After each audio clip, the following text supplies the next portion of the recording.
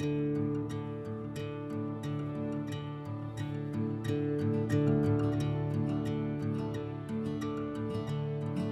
been sort of doing woodwork since I was maybe 12. All of the trays, all of the artwork kind of comes from my head. Sometimes I wake up in the middle of the night with like an idea, like, I've got to make that. And I have to figure out how you do that. Sit down, draw it out, get the saws up, cut things a few times. People see different shapes. Some people come up and they say, oh, those hexagon trays, and other people are like, oh, the 3D cube trays. It's amazing that people interpret this stuff differently. I do keep the patterns in mind, but there's also different patterns that you end up creating. So there's a hexagon in there, there's a 3D cube. Sometimes it's amazing when you make something, you've taught yourself how to make it and you love it. You're not sure how other people are going to feel about it, and then when someone buys that, it's awesome.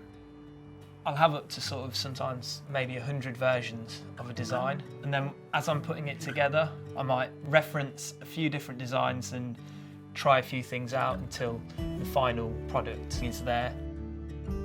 When I buy handmade, I'm normally invested in the person or the story, or there's a reason why I'm buying that product. I hope that when people buy my items, it's because they know that there's only ever going to be that one item that I've made, and there isn't going to be an exact replica anywhere else in the world. You're kind of invested in that side of things as well as the story behind it.